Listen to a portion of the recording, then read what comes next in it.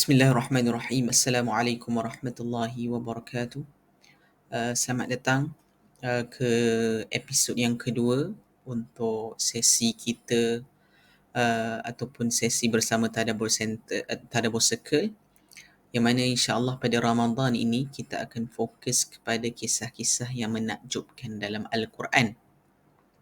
Jadi hari itu kita dah tengok kisah yang menakjubkan dalam Al-Quran, iaitu seorang lelaki yang dibangkitkan 100 tahun.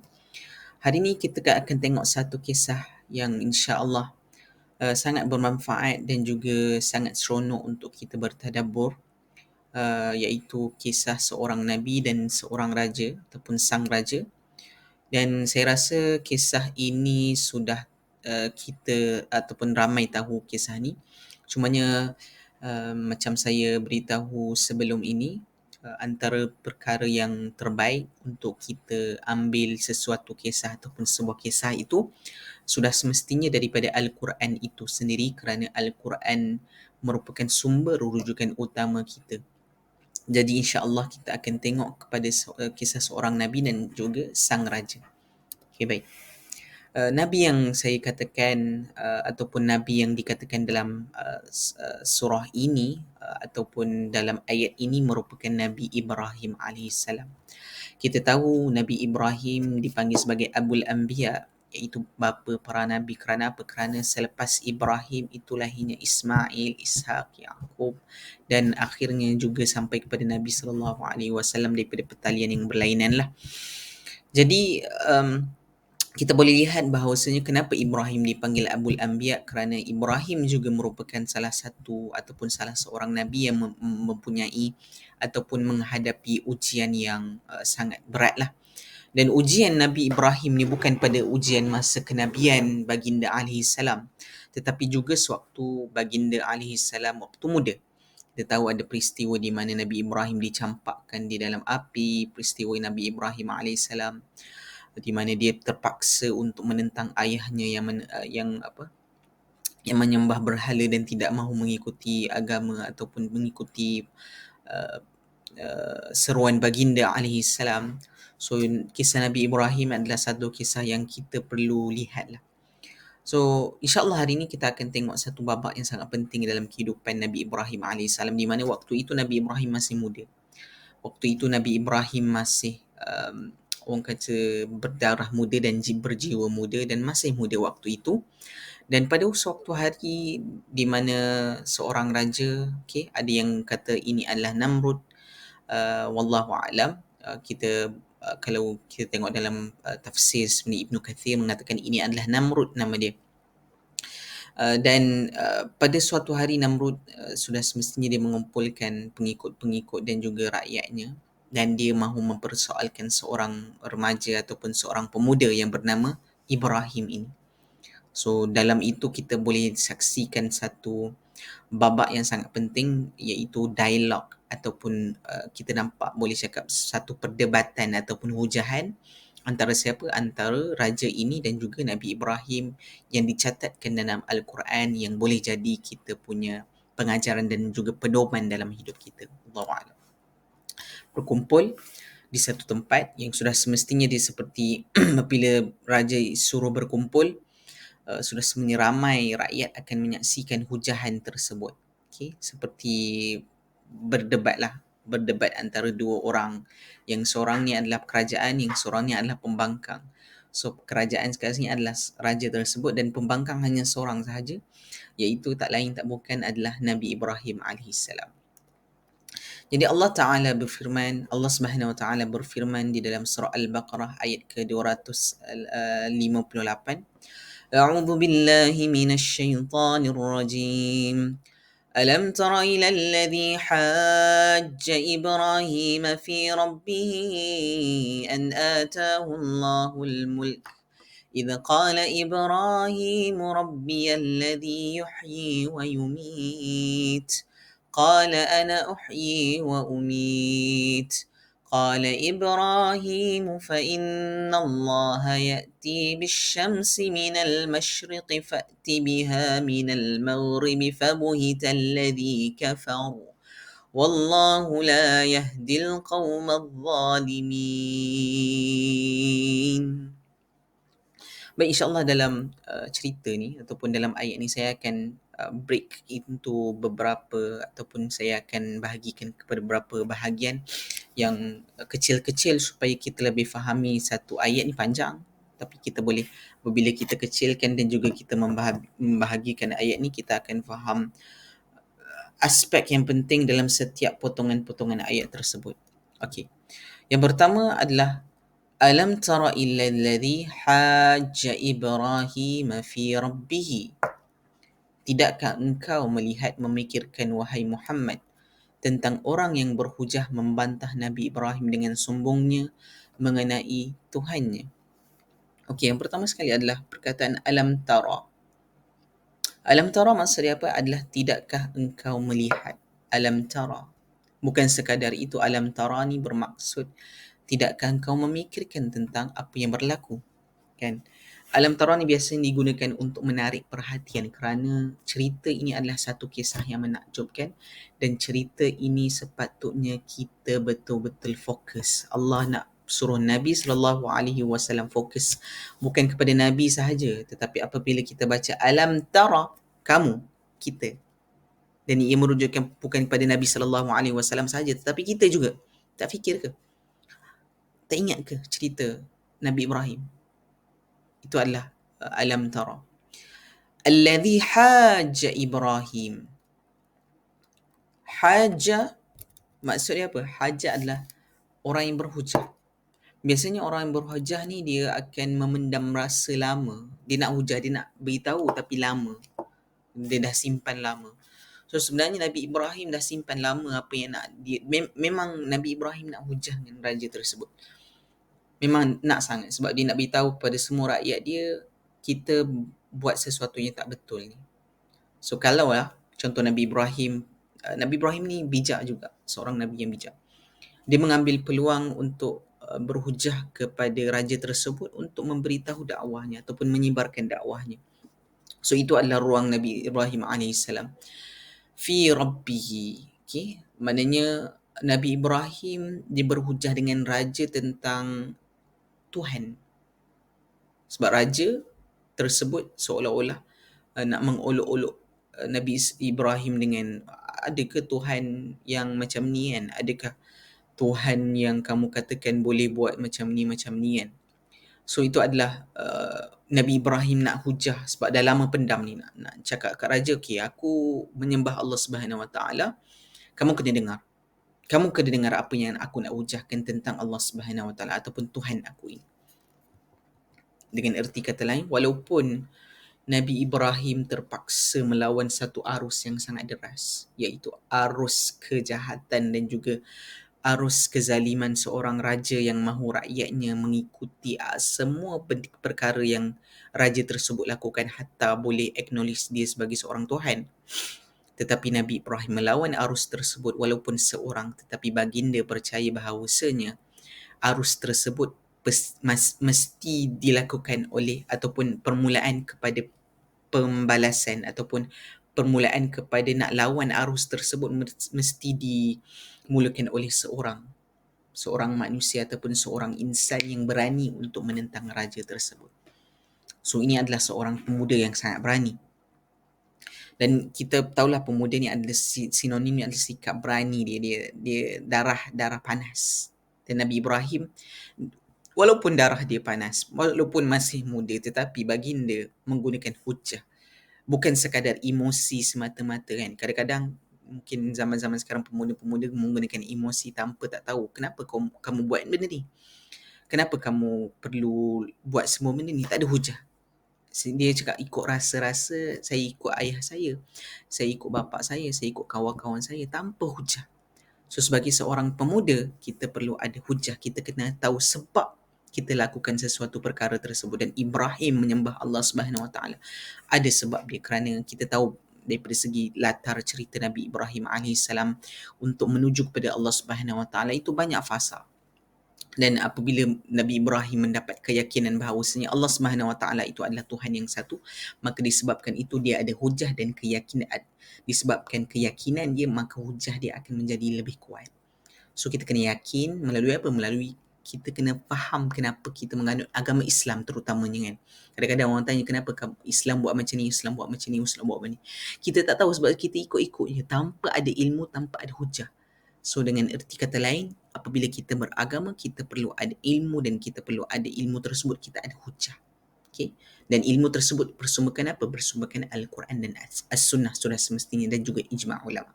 Jangan ambil daripada orang-orang yang tidak dipercayai daripada TikTok semata-mata. Yang kita nampak TikTok dia pakai kopiah, dia pakai sesuatu benda, kita just ambil tanpa kita tahu siapa background dia. Macam apa hadis, adakah hadis ini sahih, adakah Al-Quran ini ataupun yang dia tafsirkan itu daripada pendapat ulama ataupun tafsiran sendiri. Okay, so suka cerita untuk saya maklumkan sebenarnya apa yang saya sampaikan ini adalah hasil daripada pembacaan tafsir saya juga. Cuma saya tak beritahulah quote specifically Ibnu Kathir ke Al-Qurtubi, At-Tabari. Saya baca paling kurang Ibnu Kathir, At-Tabari, Al-Qurtubi tu saya akan baca insya-Allah. So jangan risau. Yang pentingnya hasil daripada pembacaan tafsir saya melahirkan tadabbur saya sendirilah supaya lebih bermanfaat dan juga lebih ringkas kepada semua yang tonton sekarang ni insya-Allah. Okey, itu babak pertama. Yang kedua sekali, an atahu Allahul mulka idh qala Ibrahim rabbiyalladhi yuhyi wa yumit.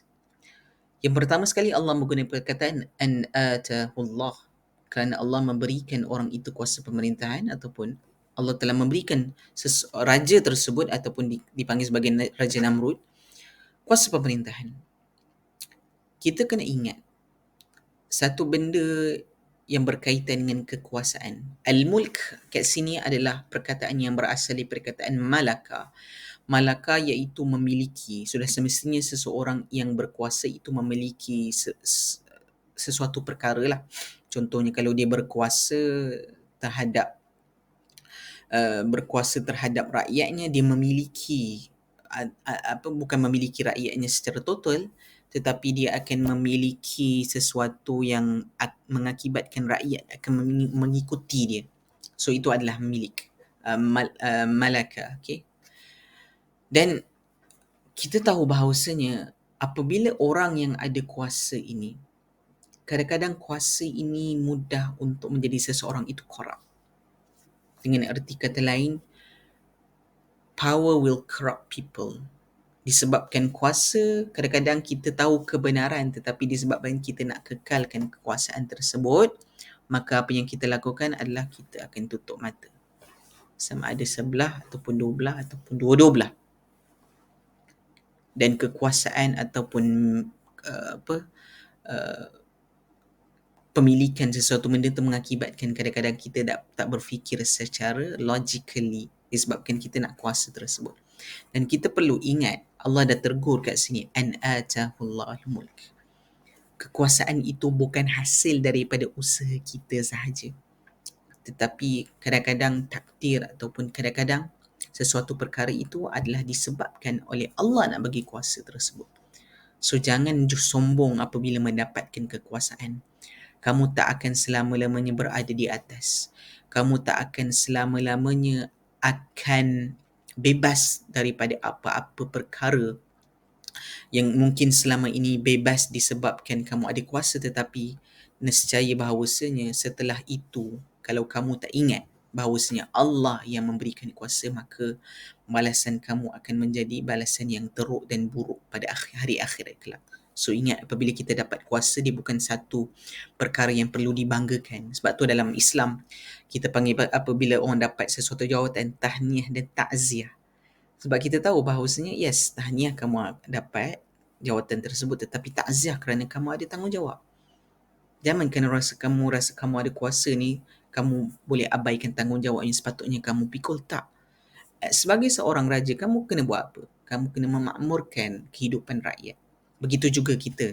Kalau kita ada kuasa ataupun kita ada pangkat, jangan gunakan kuasa tersebut untuk menzalimi orang lain seperti mana raja dalam cerita ini menzalimi rakyat-rakyatnya untuk mengikuti dia. Kalau tak, kamu kena macam ni, sekian-sekian.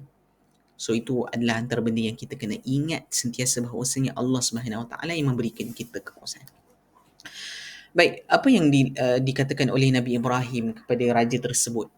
إِذْ قَالَ إِبْرَاهِيمُ رَبِّيَ الَّذِي يُحْيِي وَيُمِيتُ.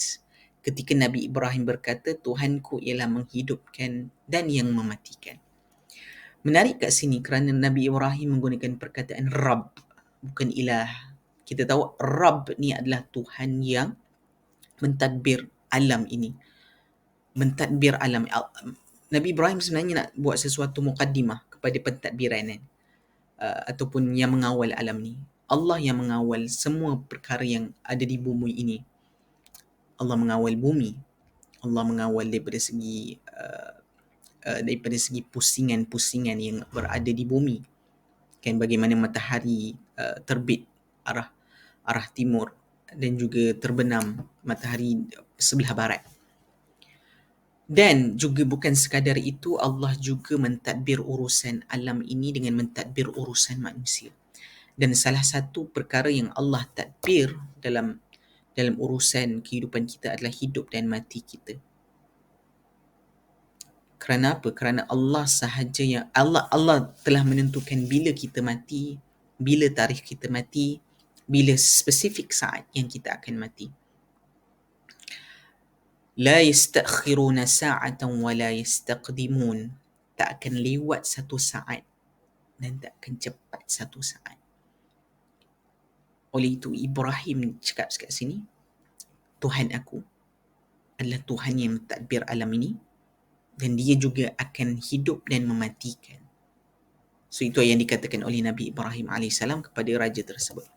Dan apa jawapan raja tersebut? Raja tersebut cakap, Qala ana uhyi wa umit.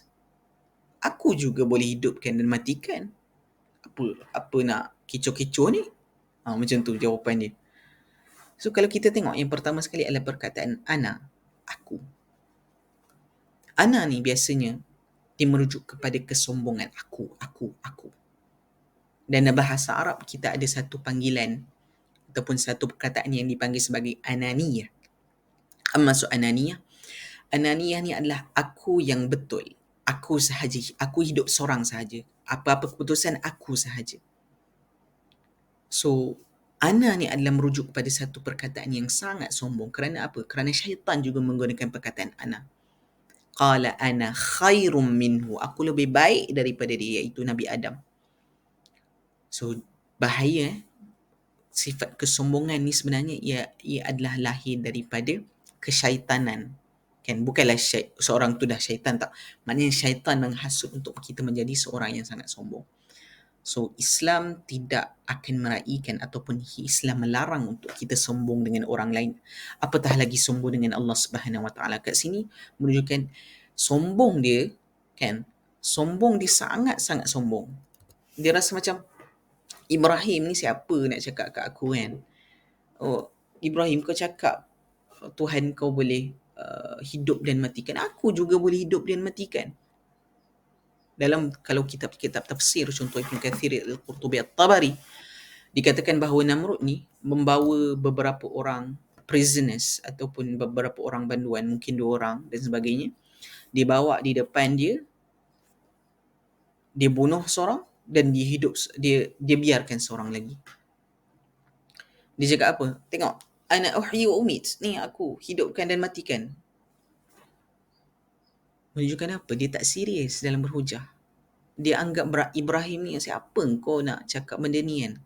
So menunjukkan apa? Disebabkan sifat sombong dia sanggup memperlekehkan orang lain. Bukan itu sahaja, dia sanggup memperlekehkan Tuhan. Kerana apa? Kerana sesungguhnya sifat sombong ini adalah sifat syaitan. Aba wastakbar. Kan, takabbur. Aba. Kan, dah lah aba. Dia macam menafikan semua benda. Aku je hebat. Istakbara. Yastakbiru. Dia adalah sombong. So Raja Namrud ni mengambil sifat sombong itu dan mengakibatkan apa? Dia memandang rendah orang lain. Dia rasa macam dia je hebat.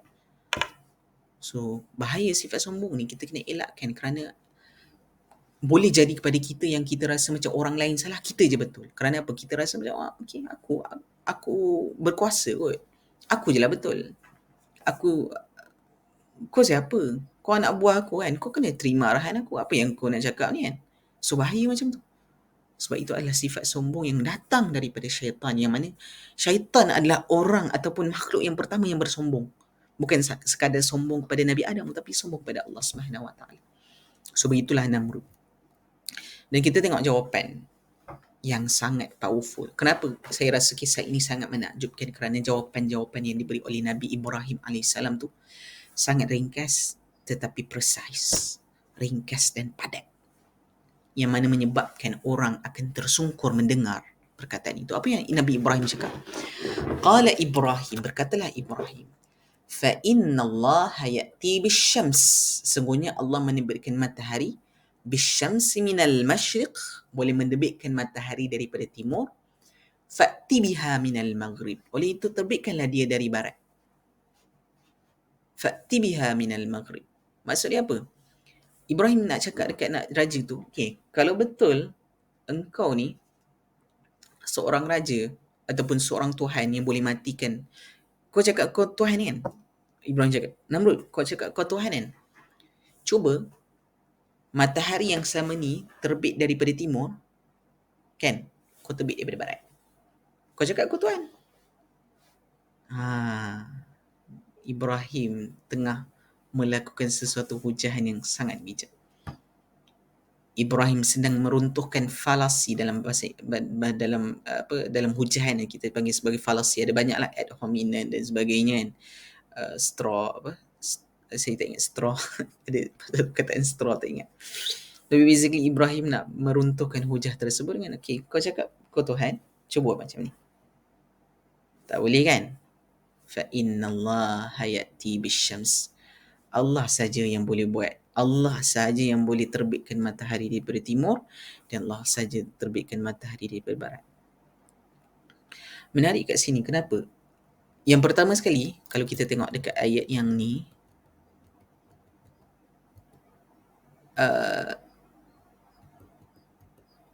okay, Ibrahim menggunakan perkataan Rabbi, an atahul mulk idh qala Ibrahim murabbiyalladhi yuhyi, Tuhan aku.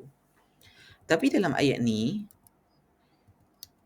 Ibrahim menggunakan perkataan fa inna Allah. Kenapa fa inna rabbi? Kenapa tak fa inna rabbi kan? Sesungguhnya Tuhan aku. Kenapa Allah Ibrahim menggunakan perkataan Allah? Okay. Ini jawapan sebenarnya. Bagi saya, Ibrahim menggunakan perkataan Allah dan Rabb, bezanya kerana pada awal tersebut macam Ibrahim nak memulakan hujah, kan? Seorang tak tahu Ibrahim ni kenapa dia datang kan? Rupa-rupanya Ibrahim sebenarnya nak cakap tentang Tuhan.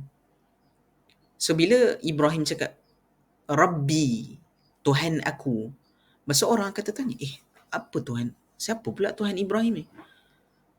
Siapa? Apa Tuhan Ibrahim tu? Kan? So sebenarnya Nabi Ibrahim menggunakan uslub dakwah yang sangat hebat dari segi perkataan. Dia nak timbulkan satu persoalan dulu. Supaya apa? Supaya dia dapat bagi jawapan. Bukan sekadar itu, dapat bagi jawapan tu dengan betul-betul hebat. Siapa Tuhan?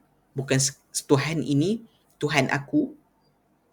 Bukan sekadar Tuhan aku dan kamu bukan sekadar mampu untuk hidup dan matikan, tapi juga semua alam ni dia yang takbir, iaitu Allah yang takbir, dan Allah lah yang apa?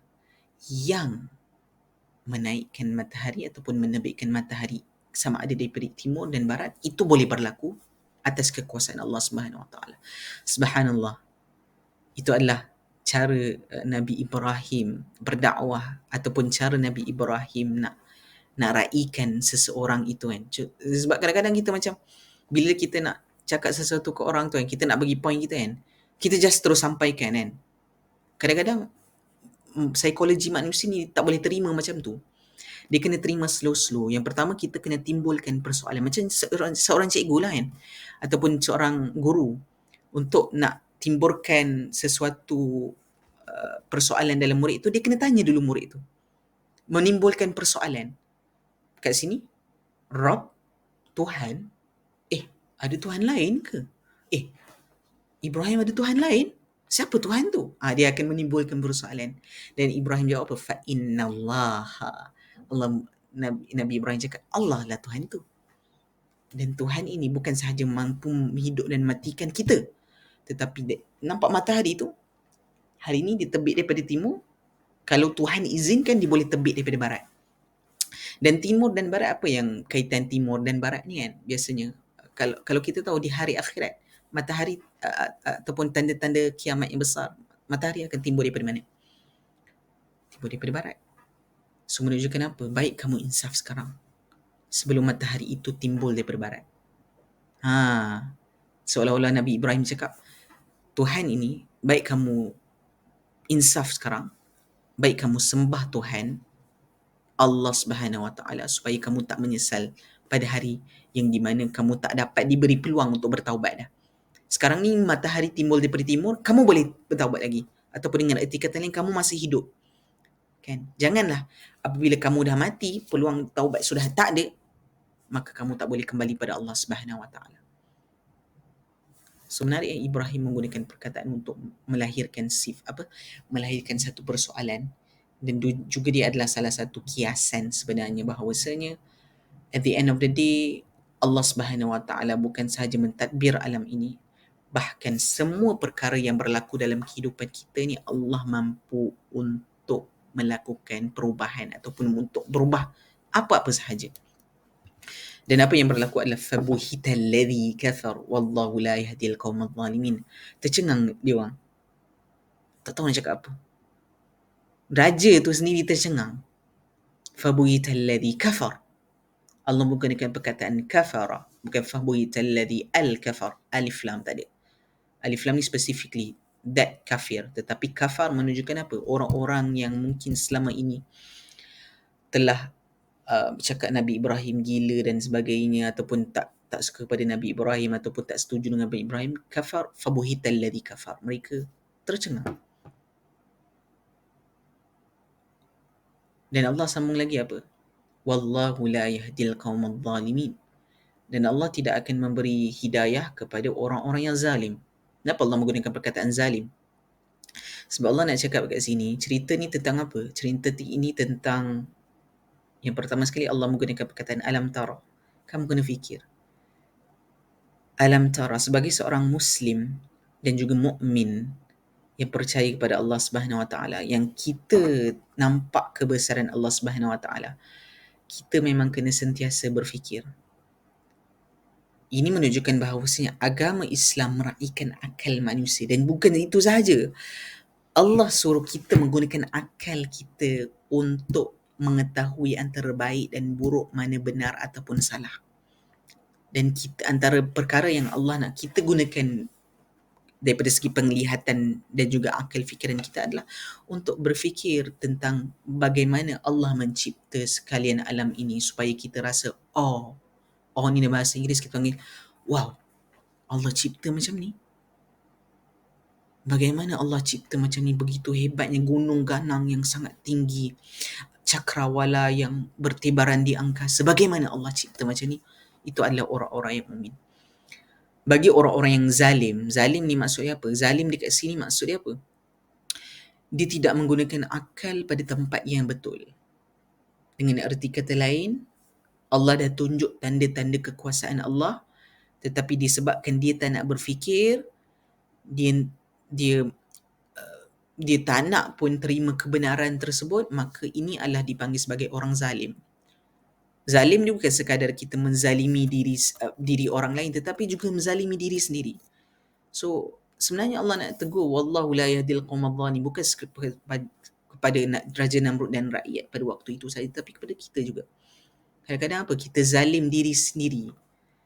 Kita tak nak terima kebenaran. Orang dah bagi hujah yang jelas dan nyata, disebabkan kita rasa kita tak nak terima hujah tersebut, disebabkan keegoan dan juga kesombongan kita, maka itu adalah zalim. Sebab kebenaran dah ada, tapi kita tolak. Kerana apa? Kerana kita rasa kita tengok orang ni, kau baru umur berapa kan? Contoh kalau kita dah tua kan, kau baru umur apa? Baru 20 tahun kan? Banyak lagi garam, atau banyak lagi kau kena lalui dalam kehidupan ni. Aku dah tua kan? Aku makan garam lebih daripada kamu kan? So jangan macam tu. kita jangan lihat kepada orang tersebut semata-mata, tetapi lihat substance, lihat isi orang tersebut. Dan Nabi Ibrahim walaupun waktu itu muda, tetapi isi dan juga hujah dia adalah hujah yang benar.